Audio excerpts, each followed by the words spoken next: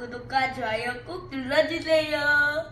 네, 안녕하세요. 보험사기사 오명진입니다. 자, 오늘은요, 요즘에 되게 인공지능에 대해서 막 얘기가 많이 나오고 있는 편인데요. 이 인공지능이 또 보험 설계를 또 만든다는 또 이상한 또 센터님이 주제를 가지고 왔습니다. 요즘에 정말 핫하고 있는 챗 GPT라는 게 있습니다. 외국 기업의 셋 알트만이 2015년도에 오픈 AI 회사를 만들고 나서 작년 말에 되게 유명한 회사죠. 테슬라 회사에서 일론 머스크와 이제 합작으로 이제 나온 그런 사이트가 있는데, 이게 간단하게 챗 GPT라는 게 이게 어떤 건지 간단히 한번 좀 설명 좀 쉽게 부탁드릴게요. 얘기해서 뭐 회원가입을 해서 사이트에 내가 궁금한 점을 뭐 예를 들어 저희가 이제 검색 사이트 같은 데서 검색을 하면 뭐 답변을 받을 수가 있잖아요. 네네. 기본적인 내용. 그런 답변의 내용들이 저절로 온라인에 있는 모든 정보를 가져다가 답변을 해주는 기능인 겁니다. 어떻게 보면 이제 지식인처럼 이런 답변이 아니고, 저도 한번 이 내용들을 살펴보니까요, 정말로 수많은 정보들을 가지고 와서 그거를 토대로 이 인공지능이 스스로 결정을 해가지고 답을 내려주더라고요. 네, 맞습니다. 네, 이게 또 뭐 요즘에 또 논문 얘기도 있고. 그렇죠. 뭐 이걸로 논문을 뭐 쓸 수 있다, 뭐 블로그를 쓸 수 있다. 그래서 사실 오늘 제가 이 주제를 가져온 이유는 뭐냐면, 저희는 이제 보험 설계사고, 네. 사실 뭐 이 영상을 보시는 분들이 사실 챗 GPT 이제 이런 걸로 보험 설계를 할 수 있나 궁금해하실 텐데, 그러면 이 방금 저희가 얘기했던 이런 챗 GPT가 요즘 저희 보험업에 좀 영향을 받을 수 있을까요? 그러니까 인공지능이라고 얘기하는 거는 뭐 사실 저희 업뿐만이 아니고 다른 업도 사실 영향을 되게 많이 받죠. 네. 그래서 제가 지금 이제 인공지능에 관련된 그 사이트에 이제 챗 GPT에 들어가가지고 제 인물 검색도 한번 해봤고, 인물 검색 한번 네. 해봤어요. 다 나오죠. 딸기 아빠 강인석은 어떤 사람입니까? 이렇게 치면 다 나와요. 음. 근데 이게 정보가 제가 온라인에 올려놓은 거, 저에 대해서 올라온 정보가 있잖아요. 네네. 그걸 모든 걸 다 짬뽕해가지고 일단 답변을 해주고요. 그러니까 쉬운 예로 뭐 30세 남성의 보험을 어떻게 가입을 하면 될까요? 이런 질문도 제가 한번 해봤어요. 네. 이런 질문 했더니 답변이 어떻게 나오는지 아십니까? 다 설계를 해주나요? 아니죠. 말이 안 되죠.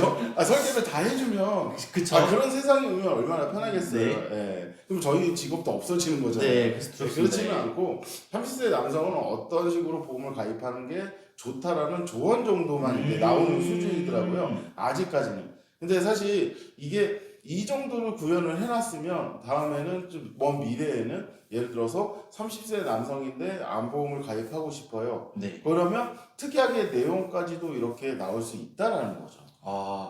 그러면은 이 미래에 이런 챗 GPT가 정말로 잘 연동이 되면은 저희 보험 설계사에 영향을 설자리. 근데 제가 만약에 이제 아무리 인공지능 자체가 정말 뭐 나중에는 모르겠지만 네. 빠른 10년 이내에 예를 든다면 예를 들어서 특약까지는 나올 수 있다라고 저는 생각을 합니다. 네. 이 정도로 발전했으면. 근데 특약까지 나오는데 어차피 그 특약에 관련된 내용을 해주는 사람이 있어야지만 이 보험 설계나 가입을 할 수 있는 거잖아요. 그래서 제가 생각했을 때는 어차피 그 내용을 가지고 정보를 습득을 할 수 있지만 보험 설계사가 중간 역할로 어차피 각 보험사의 전산에 들어가서 설계를 하고 청약을 진행하는 거는 없어질 수 없는 직업이라고 저는 생각을 하긴 하거든요. 근데 사실 이게 되게 무서운 게 뭐냐면 이 정보라는 세상 안에서 보험 설계사한테 정보를 듣고 보험 가입을 하는 거잖아요. 근데 이제 점점 이런 인공지능을 통해서 보험에 대한 정보를 얻고 내가 그냥 손쉽게 선택해서 가입할 수 있는 세상이 곧 올 수 있다라는 거죠. 그러면은 10년 뒤에는 저희가 아직은 없어질 일은 없다는 설명을 하신 거네요. 그러니까 이거는 이제 제 예상이기는 하지만 이제 보통 보험 가입을 할 때는 소비자가 있잖아요. 소비자가 보험 가입을 하고 싶으면 쉽게 얘기해서 내가 암보험을 가입을 하고 싶다. 그래서 인공지능으로 검색을 했어요. 예를 들어서 검색을 했어요. 그러면 뭐 인공지능에서 답이 나오겠죠. 암보험은 뭐 어쩌고 저쩌고 뭐 어느 회사가 요새 유행이 있고 어떻게 가입을 하면 됩니다. 그리고 뭐 암진단 특약은 뭐 예를 들어서 뭐 정말 디테일하게 나온 경우에는 5천만 원에 보통 30세 남성이면 얼마에서 얼마 정도 수준이다. 이 정도까지도 나올 수 있는 거잖아요. 문제는 뭐냐면 이 정보까지는 얻어낼 수가 있죠, 인공지능으로. 근데 문제는 뭐냐면 가입을 해야 되잖아요. 그쵸. 가입을 해야 되기 때문에 이 가입을 할 때는 저희 같은 보험 설계사를 통해 가지고 가입을 할 수밖에 없는 거죠. 근데 여기서 이제 제가 이제 이 보험 설계사 보험의 문제라는 게 뭐냐면 사실 요새는 뭐 보험 가입을 하거나 할 때 보통 이제 보험에 대해서 어려우니까 네네. 상담을 통해서 공부를 통해서 보험을 알아가면서 내가 이제 뭐 여러 가지 조정을 통해 가지고 가입을 많이 하는데 이런 인공지능 세상이 오게 되면 사실 설계사의 이제 상담의 역할이나 이런 것들이 많이 줄어들 수 있다라는 거죠. 그렇죠.